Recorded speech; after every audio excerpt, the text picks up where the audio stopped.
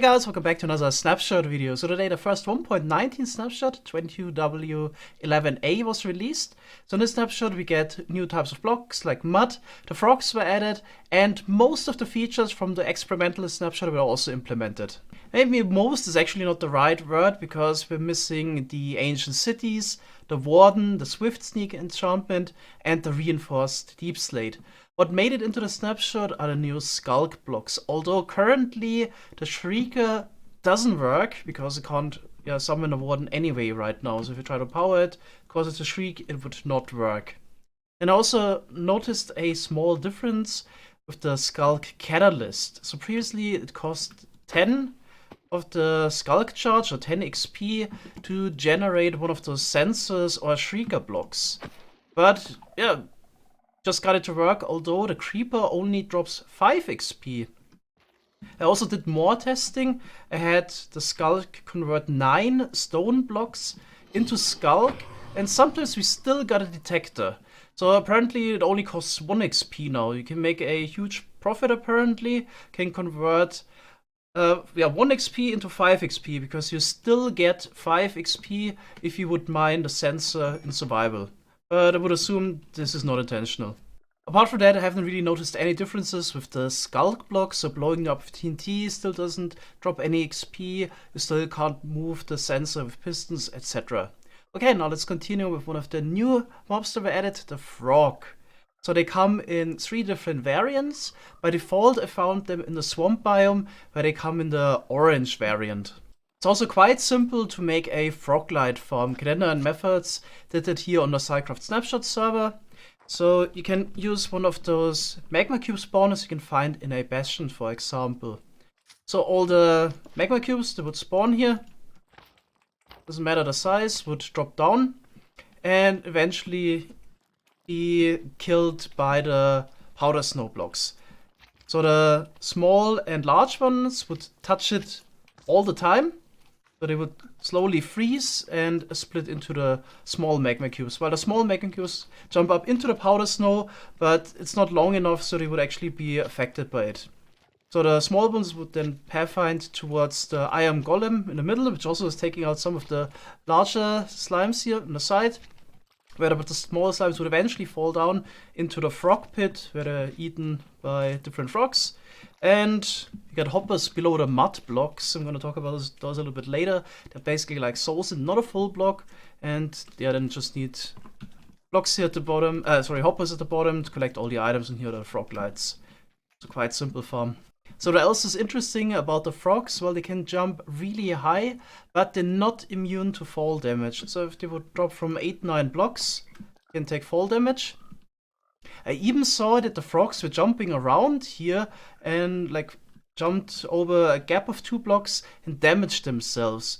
So I would not be surprised that if you have the frogs jumping around a normal biome, that after a while the whole frog population would have killed themselves by fall damage. So currently you can only find the orange variant in the swamp biome. Later, after the mangrove biome will be added, the frogs will also generate there. So in order to get the white and the green variant, you need to breed the frogs, and you can use slime balls to do that.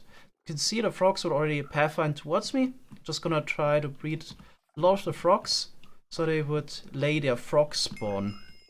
So they should pathfind towards water and lay the frog spawn block. Oh yeah, here we can see it. So one of the frogs did it. That's the frog spawn block. You can get it in creative, but currently there is no way to obtain those in survival. So even a select touch tool would also not give you the frog spawn. Okay, so I'm not entirely sure how it works. It seems like it's not random tick based, but after a while you would get 2 to 6 tadpoles out of the frog spawn. Frog spawn block itself doesn't seem to be super interesting. So it doesn't have really a collision box, you can jump through it. It also works on waterlogged blocks, and if you try to move it, the block just disappears. After a couple minutes, the tadpoles are hatching, so those would just swim around aimlessly. What's a little bit interesting is that, is that the axolotl would attack the tadpoles. Hopefully we can see that. There we go. Well, the axolotl wouldn't attack any of the adult frogs. You can also catch the tadpoles using a water bucket. And then you get a bucket of tadpole.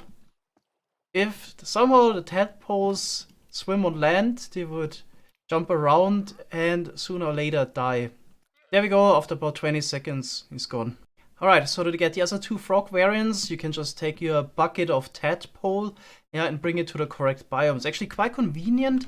In creative, there's now a locate biome command that could search the correct one for you. So yeah, the next one is 135 blocks away. Here's a meadows biome, which is a cold biome. You can also check out the wiki, or it has a list of all the cold, warm, and moderate temperature biomes. You can get the different types of frogs. Okay, so you can just place your tadpole down, example in a hole, and wait until it turns into a frog. Similar to all the other baby animals, this process takes 20 minutes, but we can speed this up by just using a command. So we can summon a tadpole that only has 2 seconds left. There we go, you get a green frog. So just a couple steps over, we have actually a savanna biome. So we can summon tadpole here as well. And we get a white frog. And it's actually super convenient. Here we got just a normal plain, so this is a forest biome. So if you place our tadpole here, you get the orange variant. So almost be the perfect area here. Now, of course, in order to farm the frog glide, you would need to transport the frogs to your magma cube spawner, for example. Unfortunately, you can't just bucket them with a water bucket, so there is no bucket of frog. But you can still use a lead on them, transport them this way. You can put them into a minecart, or you can also put them into a boat, transport them this way. There we go. And you can also lure them. Let's get another frog slime, as I've shown already. You might have noticed the type of boat I was using there to capture the frogs. It's actually a new one. A 9th wood type was added to the game, Mangrove. So if you search on the creative bar, you can see all the different types of blocks replaced down. Yeah, all of them. So this is the type of log. Then of course you can use your axe to strip it, you can make bark blocks, etc. So everything else you can make with the normal blocks as well. This is just basically the 9th type of wood. We got the 6 classic, would say overworld types of trees. Then you got 2 nether tree types, and now mangrove on top. Currently you can't get it in survival, so it's creative only. Okay, maybe let's take a look. What's always interesting is the design of the door and the trapdoor, because that's a bit unique, while the other blocks are mostly just copy-paste in a different color. So a door looks like this. Trapdoor is kind of interesting because it has a hole in the middle, but of course the hitbox or the collision box wouldn't be different. So we try to shoot arrows into it. It wouldn't go through the hole, of course. But yeah, I guess the builders will come up with all kinds of decorative stuff you can do with this new type of trapdoor. Of course, the wooden button would work like any other wooden button, and also the wooden pressure plate. Okay, what's a bit more interesting for the technical players is the new sapling type was added, the Propagule. So you can get it by bone milling one of the mangrove leaves, and then you get, what is this even called, I guess, just a small one, the age 0 or stage 0 Propagule. And if you bone mill that 4 times till it has fully grown, you can harvest it. So you can use a piston as well to do that. And it would drop as an item. You can place this block down on, for example, a grass block here, and then use bone meal on it and get an oak tree. That's just a temporary solution right now because the mangrove tree has not been added yet. So currently in the snapshot you get an oak tree, but this will be changed to a mangrove tree later. So in order to farm those propagules, you would need at least 2 dispensers. The first one would bone meal the mangrove leaf, and the second one would bone meal the propagule. So it's interesting, you would not waste any bone meal if you would attempt to bone meal it further. Let's check it out. Just need to activate this in total 5 times until we get the fully grown propagule, and then you can use a piston to harvest it. Okay, let's actually quickly make a farm out of this. Easy peasy, already done. So we can use the fact that we can use the update order to basically grow the propagule and bone meal this first stage in the same tick, and then we just need to bone meal it 3 more times. Okay, let's just turn it on. There we go. working small Propagule farm. Of course, the run is longer. Would need to add hoppers and yeah, more bone meal storage and so on. But yeah, it's already working. Of course, you can, if you really want to, you can make a faster version and then use more dispensers to make it even faster and so on. But I think for now, it's pretty good. So of course, this would just be the first step in making a mangrove wood farm. Really excited about that. But for now, you can also use those items as decoration. You can also put them in a flower pot. There are actually 2 more mangrove blocks. Gonna take a look at those later. The muddy mangrove roots and the mangrove roots. The mangrove roots are really interesting. It's a block with very special properties. But first, let's take a look at the new mud blocks. They're also quite interesting. So we got mud, packed mud, and different types of mud bricks. Okay, first let's take a look at the mud block. So there's this one here. That's quite an interesting sound if you place it down. What's special about it is that it's basically like a soul sand block, but you can walk on it with the normal speed. So it's like a soul sand block in a regard that you sink down in it a little bit. So you can see I would step up on top of the piston here. But yeah, what's really interesting about it is it's a normal block in every other regard. So you can see you can power it. You can put rails on top or redstone dust on top, so similar to the soul sand block. So it really has all the same great properties like the soul sand block. So here we have rails on top. If you would pull those out, the minecart would glide through the mud block. Then items can be picked up through the mud block by a hopper, and so on. So it's a really great addition. In case you, for some reason, can't use soul sand or don't have access to it, mud is the perfect replacement. Once it's added to the game, you will be able to find mud in the mangrove biome. But you can already get it if you would start in the Snapshot survival world, because you can transform dirt into mud as well. All you need is a bottle of water. You need to just right click it on the dirt block and it will be transformed into mud.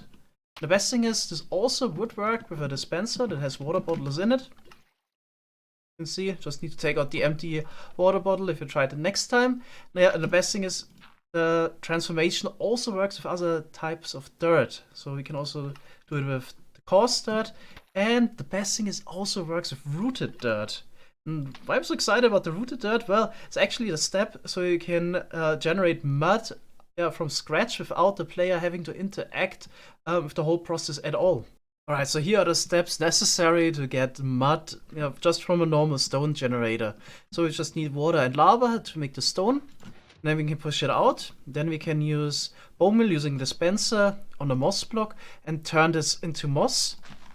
And then we can bone meal this until we finally get an azalea to grow on here. You can also directly bone meal it. Probably better, but yeah, it's just a matter of time until we actually get it. I'm just gonna place it down myself.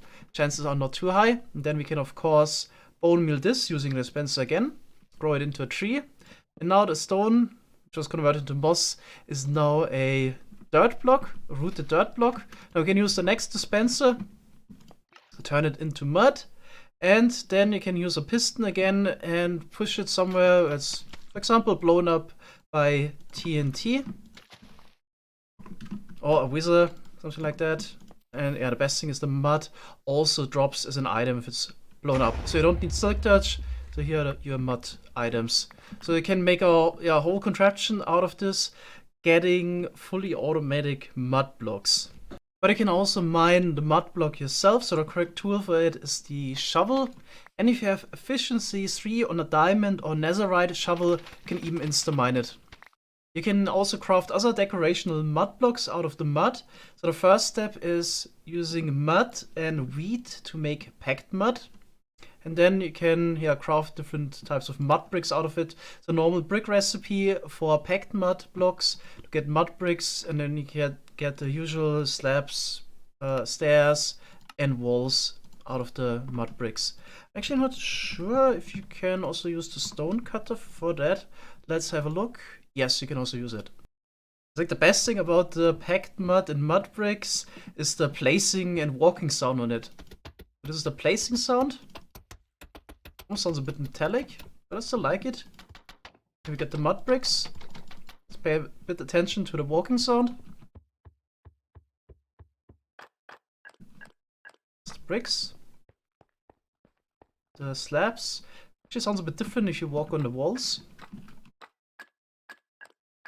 And the stairs. At Minecraft Live 2021, it was also shown that we will be able to convert the mud block into a clay block by having a dripstone block and a dripstone below. So we would slowly leak the fluid out of the mud block. Apparently this feature has not been added, so it wasn't mentioned in the patch notes. Tried it out nevertheless, and even waited a couple of minutes here, but this hasn't converted into clay yet. Also set the random speed really high, so it seems like we have to wait for that feature a little bit longer. So I owe you 2 more blocks, the mangrove roots blocks and the muddy mangrove roots block. So this one here. So yeah, this one here, the muddy mangrove roots block, is probably not as exciting as the mangrove roots. It's just a normal block really. You can push it, you can power it, it has a normal shape. So it sounds, if we place it down. So I would assume this might be just part of the mangrove tree generation, or just a block that will generate in the mangrove biome. But let's talk about the mangrove roots. So this block is actually insane. So the best thing about it is that you can waterlog it. And this is the first full block that you can waterlog. If you would connect the block above, then it would also visually connect. Like this here. Right, but the best thing is that you can actually also power it. Let's check it out. It's the first waterloggable block that you can power. And you can even move it. But of course, since the waterlogger block, yeah, all the usual waterlogged block rules would apply. You would need a short pulse, so either a 0 tick, 1 tick, or 2 tick pulse. So you always need to use a sticky piston. You can also use the observer, it doesn't need to be a 0 tick, as you can see here. But of course, if you would use a longer pulse, so if you use the button in the back, then of course you would lose the water. And of course, you can't pull a waterlogged block. Then you would also lose the water. But after short pulses, you can move it around. So you can even use this block to make a simple cobblestone generator. The nice thing is, you don't need any surrounding blocks to avoid the water making a mess. You can just place down your mangrove roots, waterlog it, lava next to it, and you got a nice little cobblestone generator. Next best thing we had before was have 2 blocks on the side here, use a stair block, but yeah. It's definitely a lot better now. Okay, of course, this block can catch on fire if it's not waterlogged. But of course, if you waterlog a block, it cannot catch on fire. Unfortunately, you can't use those blocks to make a water source because you got no flowing water. But that's not all. The mangrove roots get even better. It's actually also spawn proof. So we have a block that you can power that is spawn proof. As you can see, all the mobs spawn over here in the stone, not a single one here in the mangrove roots.